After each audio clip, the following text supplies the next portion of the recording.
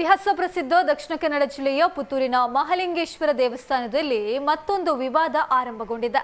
ದೇವಸ್ಥಾನಕ್ಕೆ ಸಂಬಂಧಪಟ್ಟಂತಹ ಜಾಗದಲ್ಲಿ ಸಾರ್ವಜನಿಕ ರಸ್ತೆಯನ್ನ ನಿರ್ಮಿಸಲು ಪುತ್ತೂರು ಶಾಸಕ ಅಶೋಕ್ ಕುಮಾರ್ ರೈ ಮುಂದಾಗಿರುವುದು ವಿವಾದಕ್ಕೆ ಕಾರಣ ಆಗಿದೆ. ರಸ್ತೆಗಾಗಿ ದೇವಸ್ಥಾನದ ಬೆಲೆ ಬಾಳುವ ಸುಮಾರು 3 ಎಕರೆ ಜಾಗವನ್ನು ಬಳಸಲಾಗ್ತಾ ಇದ್ದು, ಭಕ್ತರು ಈ ನಿರ್ಧಾರಕ್ಕೆ ತೀವ್ರ ವಿರೋಧವನ್ನ ವ್ಯಕ್ತಪಡಿಸಿದ್ದಾರೆ. ಇತ್ತೀಚಿನ ದಿನದಲ್ಲಿ ಪುತ್ತೂರಿನ ಮಹಾಲಿಂಗೇಶ್ವರ ದೇವಸ್ಥಾನದ ವಿಚಾರ ಹೆಚ್ಚಾಗಿ ಪ್ರಚಲಿತದಲ್ಲಿದೆ. ಈ ಹಿಂದೆ ದೇವಸ್ಥಾನದ ಸೇವೆ ಮಾಡ್ತಾ ಇರೋದಾಗಿ ನಿರ್ಮಿಸಿದ್ದ ಎಲ್ಲಾ ಮನೆಗಳನ್ನ ಕೆಡವಿದ ಸಂದರ್ಭದಲ್ಲಿ ಆರಂಭಗೊಂಡ ಈ ವಿವಾದ ಮುಂದುವರಿಯಲಾರಂಭಿಸಿದೆ. ಪುತ್ತೂರು ಶಾಸಕ ಅಶೋಕ್ ಕುಮಾರ್ ರೈ ನೇತೃತ್ವದಲ್ಲಿ ದೇವಸ್ಥಾನವನ್ನ ಅಭಿವೃದ್ಧಿಪಡಿಸಲು ಹಲವು ಕಾರ್ಯಕ್ರಮಗಳನ್ನು ನಡೆಸಲಾಗ್ತಾ ಇದ್ದು, ಇದಕ್ಕೆ ಭಕ್ತರ ವಲಯದಿಂದ ವಿರೋಧ ಕೂಡ ವ್ಯಕ್ತವಾಗಿದೆ. ದೇವಸ್ಥಾನದ ಪಕ್ಕದಲ್ಲೇ ಇದ್ದ ಮನೆಗಳನ್ನ ತೆರವುಗೊಳಿಸಿದ ಸಂದರ್ಭದಲ್ಲಿ ಶಾಸಕರ ಪರ ನಿಂತಿದ್ದ ಭಕ್ತರ ಗುಂಪು ಇದೀಗ ಅವರ ವಿರುದ್ಧ ನಿಂತಿದೆ. ದೇವಸ್ಥಾನದ ಜಾಗದಲ್ಲಿ ಶಾಸಕರು ಸಾರ್ವಜನಿಕ ರಸ್ತೆಯನ್ನು ನಿರ್ಮಿಸಲು ಹೊರಟಿರುವಂತದ್ದು ಭಕ್ತರ ಆಕ್ರೋಶಕ್ಕೆ ಕಾರಣ ಆಗಿದೆ. ಅಲ್ಲದೆ ಹಲವು ವರ್ಷಗಳ ಇತಿಹಾಸವನ್ನ ಹೊಂದಿದ್ದ ನಟರಾಜ ವೇದಿಕೆಯನ್ನ ನೆಲಸಮ ಅದೇ ಜಾಗದಿಂದ ರಸ್ತೆಯನ್ನು ನಿರ್ಮಿಸಲು ತೀರ್ಮಾನಿಸಿರುವಂತದ್ದು ಭಕ್ತರ ಅಸಮಾಧಾನಕ್ಕೆ ಕಾರಣ ಆಗಿದೆ. ರಸ್ತೆಗಾಗಿ ದೇವಸ್ಥಾನಕ್ಕೆ ಸೇರಿದ ಸುಮಾರು 3 ಎಕರೆ ಜಾಗವನ್ನು ಬಳಸಲಾಗ್ತಾ ಇದ್ದು, ಈ ಜಾಗದ ಬೆಲೆ ಇಂದಿನ ಮಾರುಕಟ್ಟೆಯ ಬೆಲೆ 30 ಕೋಟಿಯಾಗಿದೆ. ಇಷ್ಟೊಂದು ಬೆಲೆ ಬಾಳುವ ಜಾಗದಲ್ಲಿ ರಸ್ತೆಯನ್ನು ನಿರ್ಮಿಸುವ ಬದಲು ಪರ್ಯಾಯ ವ್ಯವಸ್ಥೆಗೆ ಶಾಸಕರು ಮುಂದಾಗಬೇಕು ಎನ್ನುವ ಒತ್ತಾಯ ಭಕ್ತರದ್ದಾಗಿದೆ. ಇನ್ನು ದೇವಸ್ಥಾನದಲ್ಲಿ ನಡೆದ ಅಷ್ಟಮಂಗಲ ಪ್ರಶ್ನೆಯ ಪ್ರಕಾರ ದೇವಸ್ಥಾನದ ಪಕ್ಕದಲ್ಲೇ ಭತ್ತವನ್ನು ಬೆಳೆದು ಅದನ್ನ ದೇವರಿಗೆ ಸಮರ್ಪಣೆ ಮಾಡಬೇಕು ಎನ್ನುವ ಅಂಶ ಕೂಡ ಇದ್ದು, ಇದ್ಯಾವುದನ್ನ ಪರಿಗಣಿಸದೆ ರಸ್ತೆ ನಿರ್ಮಿಸಲು ಹೊರಟಿರುವಂತದ್ದು ಕಾನೂನಿನ ಉಲ್ಲಂಘನೆಯಾಗಿದೆ. ಧಾರ್ಮಿಕ ದತ್ತಿ ಇಲಾಖೆ ವ್ಯಾಪ್ತಿಗೆ ಬರುವ ಕ್ಷೇತ್ರದಲ್ಲಿ ಸಣ್ಣ ಕಾಮಗಾರಿ ನಡೆಸಲು ಟೆಂಡರ್ ಪ್ರಕ್ರಿಯೆ ನಡೆಯಬೇಕಾಗಿದೆ. ಆದರೆ ಈ ಕ್ಷೇತ್ರದಲ್ಲಿ ಯಾವುದೇ ಟೆಂಡರ್ ಕರೆಯದೆ ಏಕಾಧಿಪತ್ಯದಂತೆ ಕಾಮಗಾರಿ ನಡೆಸಲಾಗ್ತಾ ಇದೆ ಎನ್ನುವ ಆರೋಪ ಕೂಡ ಇದೆ. ಇತ್ತೀಚಿನ ದಿನಗಳಲ್ಲಿ ಕ್ಷೇತ್ರಕ್ಕೆ ಬರುವ ಭಕ್ತಾದಿಗಳ ಸಂಖ್ಯೆ ಹೆಚ್ಚಾಗ್ತಾ ಇದ್ದು, ಸದ್ಯ ಇರುವ ರಸ್ತೆಯಲ್ಲಿ ವಾಹನಗಳ ದಟ್ಟಣೆ ಹೆಚ್ಚಾಗ್ತಾ ಇದೆ. ಈ ಕಾರಣಕ್ಕಾಗಿ ಅಗಲವಾದ ರಸ್ತೆಯ ಅನಿವಾರ್ಯತೆ ಇರುವ ಕಾರಣ ಈ ನಿರ್ಧಾರವನ್ನ ತೆಗೆದುಕೊಳ್ಳಲಾಗಿದೆ ಅನ್ನೋದು ದೇವಸ್ಥಾನದ ವ್ಯವಸ್ಥಾಪನಾ ಸಮಿತಿಯ ವಾದ ಆಗಿದೆ. ಅಲ್ಲದೆ ಈ ಹಿಂದೆ ದೇವಸ್ಥಾನಕ್ಕೆ ಸೇರಿದ ಜಾಗವನ್ನ ಅತಿಕ್ರಮಣ ಮಾಡಿರೋದ್ರಿಂದ ವಾಪಸ್ ಪಡೆಯುವ ಕಾರ್ಯವನ್ನ ಮಾಡಲಾಗಿದೆ. ಭಕ್ತರ ಹಿತದೃಷ್ಟಿಯಿಂದ ರಸ್ತೆ ನಿರ್ಮಾಣದ ಅಗತ್ಯ ಇದೆ, ಭಕ್ತರು ಸಹಕರಿಸಬೇಕೆಂದು ಸಮಿತಿ ಮನವಿಯನ್ನ ಮಾಡಿದೆ. ಒಂದು ಕಡೆಯಲ್ಲಿ ಕಳೆದ 100 ವರ್ಷಗಳಿಂದ ದೇವರ ಸೇವೆ ಮಾಡ್ತಾ ಇದ್ದ ಮನೆಗಳನ್ನ ದೇವಸ್ಥಾನದ ಅಗತ್ಯಗಳಿಗೆ ಬಳಸುವ ಭರವಸೆಯನ್ನ ನೀಡಲಾಗಿತ್ತು. ಆದರೆ ಇದೀಗ ಅದೇ ಜಾಗದಲ್ಲಿ ಸಾರ್ವಜನಿಕ ರಸ್ತೆ ನಿರ್ಮಿಸಲು ಹೊರಟಿರುವಂತದ್ದು ಭಕ್ತರ ಆಕ್ರೋಶಕ್ಕೆ ಕಾರಣ ಆಗಿದೆ.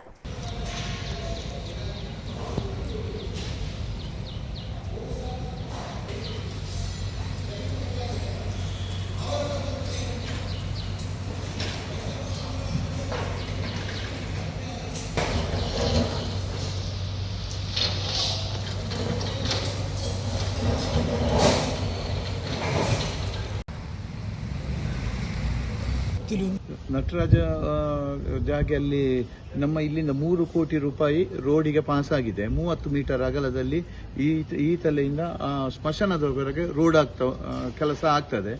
ಈಗ ಮೊದಲು ಡ್ರೈನೇಜಿನ ವ್ಯವಸ್ಥೆಗೆ ಪೈಪ್ ಎಲ್ಲ ಬರ್ತದೆ, ಇನ್ನು 10-15 ದಿವಸದಲ್ಲಿ ಅದರ ಬಂದು ಮತ್ತೆ ರೋಡಿನ ಕೆಲಸ ಪ್ರಾರಂಭ ಆಗ್ತದೆ. ನಟರಾಜ ವೇದಿಕೆಯನ್ನು ತೆರವುಗೊಳಿಸುವಂತ ಕೆಲಸ ಆಗ್ತಾ ಇದೆ.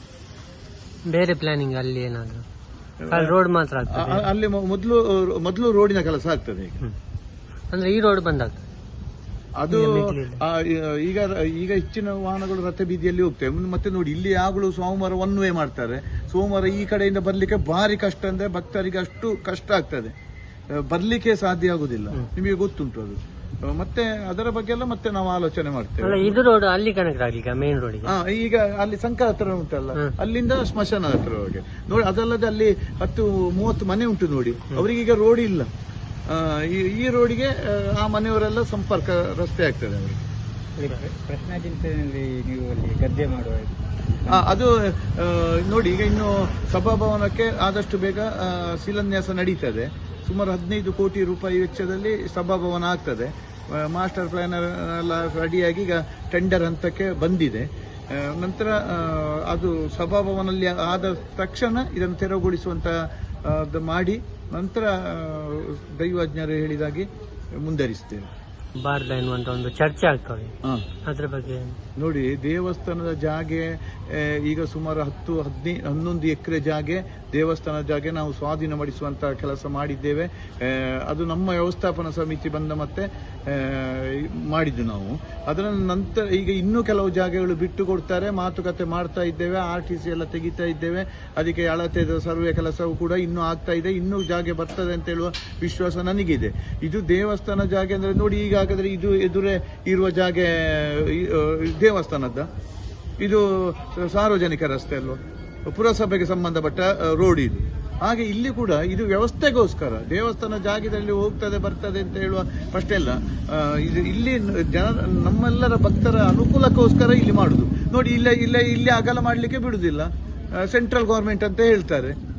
ಮತ್ತೆ ಎಲ್ಲಿ ಹೋಗುದು, ಎಲ್ಲಿಯಾದ್ರೂ ಹೋಗಿ ಬರ್ಬೇಕಲ್ಲ, ಅದಕ್ಕೆ ವ್ಯವಸ್ಥೆಗೋಸ್ಕರ. ಅದಕ್ಕೆ ಎಲ್ಲರೂ ಸ್ವಲ್ಪ ತಾಳ್ಮೆಯಿಂದ ಇದ್ರೆ ಒಳ್ಳೇದು. ಮುಂದಕ್ಕೆ ಒಳ್ಳೆ ಕೆಲಸಗಳು, ಅಭಿವೃದ್ಧಿ ಕೆಲಸಗಳು ಅಭಿವೃದ್ಧಿ ಆಗ್ತದೆ. ಈಗಲೇ ನೋಡಿ, ನಮ್ಮ ಕಮಿಟಿ ಬಂದು 1.5 ವರ್ಷ ಕಳೆಯಿತು. ಈಗ ಯಾವ ರೀತಿ ಬದಲಾವಣೆ ಆಗಿದೆ ಅಂತೇಳಿ ನಾನು ಹೇಳುದಿಲ್ಲ, ನಿಮಗೆಲ್ಲರೂ ಗೊತ್ತುಂಟು. ಎಲ್ಲ ಭಕ್ತರ ಸಹಕಾರದಿಂದ ಇದು ಆಗಿದೆ. ನಮ್ಮ ಮಹಾಲಿಂಗೇಶ್ವರ ದೇವಾಲಯದ ಸುತ್ತ 16 ರಿಂದ 17 ಎಕರೆ ವಿಶಾಲವಾದ ಜಾಗ ಇದ್ದು, ಈ ಒಂದು ಜಾಗ ದೇವಾಲಯಕ್ಕೆ ಉಳಿಬೇಕಿದ್ರೆ ಆಗಿನ ಕಾಲದ ತಹಶೀಲ್ದಾರರಾದಂಥ ಕೋಚಂಡ್ರೈಗಳು ರಾಜರ ಕಾಲದಿಂದ ಉಂಬಳಿ ಕೊಟ್ಟಿರುವಂಥದ್ದು. ಅದಾದ ನಂತರ ನಮ್ಮ ಪ್ರಜಾಪ್ರಭುತ್ವದ ವ್ಯವಸ್ಥೆಯಲ್ಲಿ ಈಗಿನ ಸರ್ಕಾರ ಬಂದ ಸಂದರ್ಭದಲ್ಲಿ ಡಿಕ್ಲರೇಷನ್ ಅಲ್ಲಿ ಉಳುವವನೇ ಹೊಲದ ಒಡೆಯ ಎನ್ನುವಂಥದ್ದು ಅವರವರಿಗೆ ಜಾಗ ಹೋಗಿರುವಂಥದ್ದು. ಅದನ್ನು ಪುನಃ ದೇವಾಲಯಕ್ಕೆ ಸಿಗಬೇಕು ಅಂತೇಳಿ ಕೋಚಂಡ್ರೈಗಳು ಬಹಳ ಶ್ರಮಪಟ್ಟು ನಮ್ಮ ದೇವಾಲಯಕ್ಕೆ ಸಿಗುವ ಹಾಗೆ ಮಾಡಿದಂಥ ಮಹಾನ್ ವ್ಯಕ್ತಿಯವರು. ಅವರನ್ನು ನಾವು ಖಂಡಿತವಾಗ್ಲೂ ನಾವು ಮಹಾಲಿಂಗೇಶ್ವರ ದೇವರ ಭಕ್ತರಾಗಿ ಅವರನ್ನು ಇವತ್ತಿಗೂ ಕೂಡ ನಾವು ನೆನಪಿಸ್ತಾ ಇರ್ತೇವೆ. ಅಂತ ಒಂದು ಪವಿತ್ರವಾದ ಜಾಗದಲ್ಲಿ ಈಗಾಗಲೇ ಸಾರ್ವಜನಿಕ ರಸ್ತೆ ನಿರ್ಮಾಣ ಮಾಡುವಂಥದ್ದು ಈಗ ನಾವು ಕೇಳ್ಪಟ್ಟಿದ್ದೇವೆ. ಕೇವಲ ಈಗ ರಸ್ತೆ ಅಂತ ಹೇಳುವಂಥದ್ದು ಅದಕ್ಕೆ ಪರ್ಯಾಯ ವ್ಯವಸ್ಥೆ ಕೂಡ ಇದೆ. ನಾವು ಇತ್ತೀಚಿನ ದಿನಗಳಲ್ಲಿ ವ್ಯವಸ್ಥಾಪನಾ ಸಮಿತಿಯವರಿಗೆ ನಾವು ಮಹಾಲಿಂಗೇಶ್ವರ ದೇವಸ್ಥಾನ ಸಂರಕ್ಷಣಾ ಸಮಿತಿಯಿಂದ ನಾವೆಲ್ಲ ಭಕ್ತಾದಿಗಳು ಸೇರಿ ಮನವಿಯನ್ನು ಕೊಟ್ಟಿದ್ದೇವೆ. ಕೆಲವು ಕೆಲಸ ಕಾರ್ಯದ ವಿಷಯ ಇರಬಹುದು, ಅಲ್ಲಿ ಈಗ ರಸ್ತೆ ನಿರ್ಮಾಣದ ವಿಷಯ ಇರಬಹುದು, ಮತ್ತು ಅವರು ಟೆಂಡರ್ ಕರೆಯದೆ ಅವರಾಗಿ ಅವರು ಕೆಲಸ ಕಾರ್ಯಗಳನ್ನು ಮಾಡ್ತಿದ್ದಾರೆ. ಇದು ಕಾನೂನು ಬಾಹಿರವಾಗಿದೆ. ಯಾಕೆಂತ ಹೇಳಿದ್ರೆ ಒಂದು 500 ರೂಪಾಯಿಗಿಂತ ಮೇಲ್ಪಟ್ಟ ಯಾವುದೇ ಒಂದು ಕೆಲಸ ಕಾರ್ಯಗಳಿದ್ರೆ ಅದನ್ನು ಟೆಂಡರ್ ಹಾಕಿ ಪ್ರಕಟಣೆಯನ್ನು ಮಾಧ್ಯಮದ ಮುಖಾಂತರ ಕೊಟ್ಟು ಕೆಲಸವನ್ನು ಮಾಡುವಂಥದ್ದು ಇದು ಕಾನೂನಿನಲ್ಲಿ ಇರುವಂಥದ್ದು. ಈ ಕಾನೂನನ್ನು ಮೀರಿ ಅವರಿಗೆ ಬೇಕಾದಾಗೆ ಅವರು ಇವತ್ತು ಮಾಡ್ತಾ ಇದ್ದಾರೆ.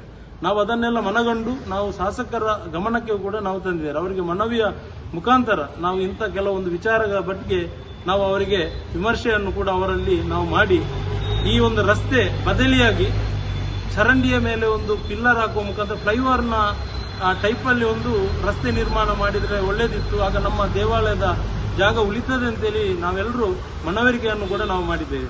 ಅದಕ್ಕೆ ಅವರು ಹೇಳಿದ್ರು, ಈ ಕಾನೂನಲ್ಲಿ ತೋಡಿನ ಮೇಲೆ ಪಿಲ್ಲರ್ ಹಾಕ್ಲಿಕ್ಕೆ ಆಗುದಿಲ್ಲ ಅಂತ ಹೇಳುವಂಥದ್ದು ಹೇಳಿದ್ರು. ಇನ್ನೊಂದು ಬೇಕಾದ್ರೆ ಅದಕ್ಕೆ ಪರ್ಯಾಯ ವ್ಯವಸ್ಥೆ ಇದೆ. ಯಾಕಂದ್ರೆ ತೋಡಿನ ಆ ಕಡೆ ಇರುವಂಥದ್ದು ಅದು ದೇವಾಲಯದ ಪರಂಬುಕ್ಕು ಜಾಗ. ಅಲ್ಲಿ ಕೂಡ ಆ ಮನೆಯವರನ್ನು ವಿಶ್ವಾಸಕ್ಕೆ ತೆಗೆದುಕೊಂಡು ಆ ಮುಖಾಂತರ ಕೂಡ ದಾರಿಯನ್ನು ಮಾಡಲಿಕ್ಕೆ ಇನ್ನೊಂದು ಅವಕಾಶ ಕೂಡ ಇದೆ. ದೇವಾಲಯದಿಂದಲೇ ಕೊಡಬೇಕು ಅಂತ ಏನಿಲ್ಲ. ಮತ್ತೆ ಅದು ಕೂಡ ಸಾರ್ವಜನಿಕವಾಗಿ ಈಗ ಅಂದಾಜು ನಾವು ಲೆಕ್ಕ ಹಾಕಿದ ಪ್ರಕಾರ 3 ಎಕರೆ ಜಾಗೆ ಈ ಒಂದು ದಾರಿಗೆ ಹೋಗ್ತದೆ ಅನ್ನುವಂಥದ್ದು ನಮ್ಮ ಒಂದು ನಿರೀಕ್ಷೆ. ಈ 3 ಎಕರೆಗೆ ಅಂದಾಜು ಈಗಿನ ಈ ಒಂದು ರೇಟ್ನ ಪ್ರಕಾರ ಒಂದು 30 ರಿಂದ 40 ಕೋಟಿಯ ಒಂದು ವ್ಯಾಲ್ಯೂಯೇಷನ್ ಇರುವಂತ ಇದು ಜಾಗ. ನಾವು ಹೇಳುವಂಥದ್ದು ಯಾವುದೇ ಕಾರಣಕ್ಕೂ ದೇವಾಲಯದ ಜಾಗ ಸಾರ್ವಜನಿಕವಾಗಿ ಹೋಗಬಾರದು.